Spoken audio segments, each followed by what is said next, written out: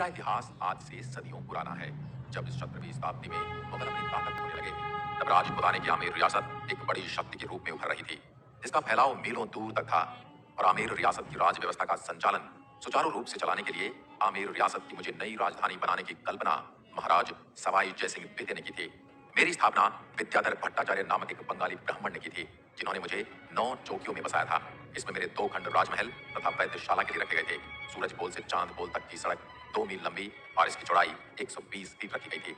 महाराज सवाई जयसिंह द्वितीय, जो कि कछवाहा वंश के शासक थे और एक पराक्रमी राजा के साथ साथ एक विद्वान और एक ज्योतिषज्ञ भी थे, इन्होंने ही राजस्थान में सर्वप्रथम सती प्रथा को रोकने का प्रयास किया और विधवा विवाह को बढ़ावा दिया।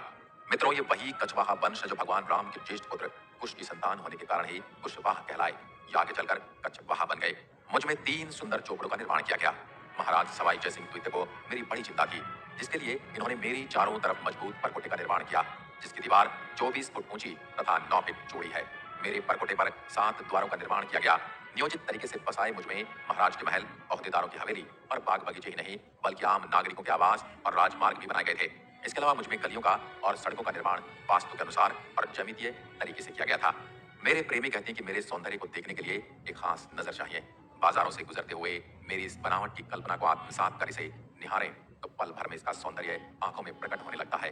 लंबी चौड़ी और ऊंची प्राचीर, तीनों ओर फैली पर्वतमालाएं, सीधे सपाट राजमार्ग, गलियां, चौराहे, चौपड़, भव्य राजप्रसाद, मंदिर और हवेली, बाग बगीचे, जलाशय और गुलाबी आभा से सजा हुआ हूं मैं, मानो मैं इंद्रपुरी का आभास देने लगता हूं। वर्ष 1876 में इंग्लैंड की महारानी एलिजाबेथ और प्रिंस ऑफ वेल्स युवराज अल्बर्ट मुझे देखने आने वाले थे। उस समय मेरे महाराज सवाई राम सिंह इनके स्वागत की तैयारियों में जुटे थे। इनके स्वागत के लिए मुझे दुल्हन की तरह सजाया गया था। महाराजा सवाई राम सिंह के मन में सूझा कि क्यों ना पूरे शहर को एक रंग में रंग दिया जाए। फिर उन्होंने उच्च अधिकारियों से इस पर मंत्रणा भी की और मुझको गुलाबी रंग दे दिया गया। उसके बाद से मैं गुलाबी हो गया और बाद में चलकर मुझे गुलाबी नगर कहा गया। 19वीं सदी में मेरा विस्तार शुरू हुआ। तब मेरी जनसंख्या 1,80,000 के आसपास थी।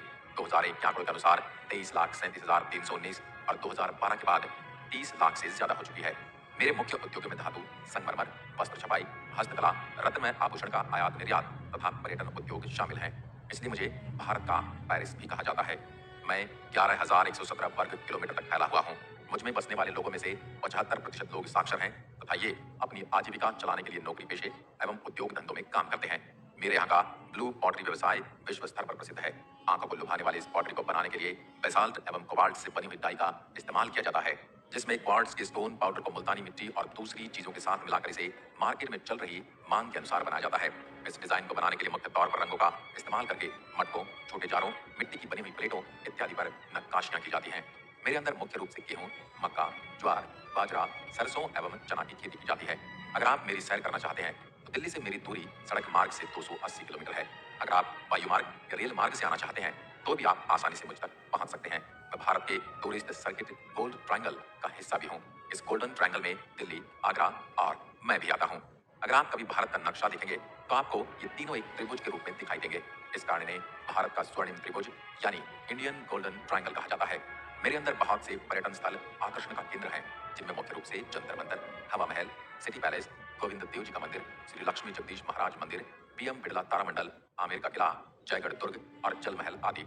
जयपुर के रौनक भरे बाजारों में दुकानें रंग बिरंगे सामानों से भरी हैं, जिनमें हथकरघा उत्पाद, बहुमूल्य पत्थर, हस्तकला से युक्त वनस्पति रंगों से बने वस्त्र, मीनाकारी आभूषण, पीतल का सजावटी सामान, राजस्थानी चित्रकला के नमूने, नागरा मोजरी जूतियां, ब्लू पॉटरी, हाथी दांत के हस्तशिल्प और सफेद संगमरमर की मूर्तियां आदि शामिल हैं। प्रसिद्ध बाजारों में जोहरी बाजार, बाबू बाजार, नेहरू बाजार, चौड़ा रास्ता, त्रिपोलिया बाजार और MI रोड के साथ लगे बाजार हैं। अब मैं आपको एक एक करके मेरे कुछ दर्शनीय स्थलों की सैर करवाऊंगा। सबसे पहले बात करते हैं जंतर मंतर वैद्यशाला की। यह पत्थर से निर्मित वैद्यशाला है। यह जयसिंह की 5 वैद्यशालाओं में सबसे विशाल है।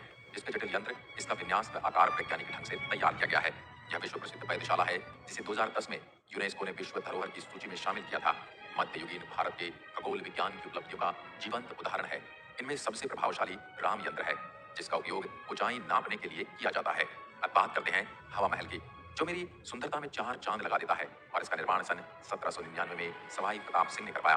यह महल राजपूत स्थापत्य का मुख्य प्रमाण चिन्ह पुरानी नगरी की मुख्य गलियों के साथ साथ ये 5 मंजिला इमारत गुलाबी रंग में अर्ध अष्टभुजाकार और परिकृष्ट छत्तीदार बलुआ पत्थर की खिड़कियों से सुसज्जित है। शाही स्त्रियां मेरा दैनिक जीवन व मेरी गलियों से गुजरने वाले जुलूस देख सकें, इसी उद्देश्य से इमारत की रचना की गई थी। हवा महल में कुल 953 खिड़कियां हैं। इन खिड़कियों से जब हवा एक खिड़की से दूसरी खिड़की में होकर गुजरती है तो ऐसा प्रतीत होता है जैसे पंखा चल रहा है। आपको हवा महल में खड़े होकर शुद्ध और ताजी हवा का पूर्ण एहसास होगा। आपको भी अगर इस एहसास को लेना है तो कभी मेरे अंदर हवा महल में हो आना। अब मैं आपको मुझ में बसे गोविंद देव जी के मंदिर के बारे में बताता हूँ। भगवान श्री कृष्ण को समर्पित यह मंदिर अपने बगीचे के बीच में स्थित है।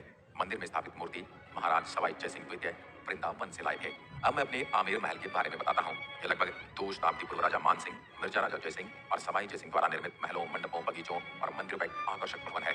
मावठा झील के शांत पानी से यह महल सीधा चमकता है और यहाँ सुगम रास्ते द्वारा पहुंचा जा सकता है। सिंह पॉल और जेलेब चौक तक अक्सर पर्यटक हाथी पर सवार होकर आते हैं। चौक के सिरे से सीढ़ियों की पंक्तियां उठती हैं। एक शिला माता के मंदिर की ओर जाती है और दूसरी महल के भवन की ओर। यह मंदिर स्थापित करने के लिए राजा मान सिंह द्वारा संरक्षक देवी की मूर्ति, जिसकी पूजा हजारों श्रद्धालु करते हैं, पूर्वी बंगाल जो बांग्लादेश है, ये जैसोर से यहाँ लाई गई थी। मेरे जयगढ़ किले के बारे में तो आपने सुना ही होगा, जहाँ तोपें ढालने का काम होता था। यहाँ आज भी एशिया की सबसे बड़ी तोप जयबाण विद्यमान है, जो इसकी सुदृढ़ता का प्रमाण देती है। मुझसे कुछ ही दूरी पर रामगढ़ झील मौजूद है, जिसमें पानी की आवाज बारिश से होती है। मुझसे 80 किलोमीटर दूर भारत की दूसरी सबसे बड़ी खारे पानी की प्राकृतिक झील सांभर झील है और ये नमक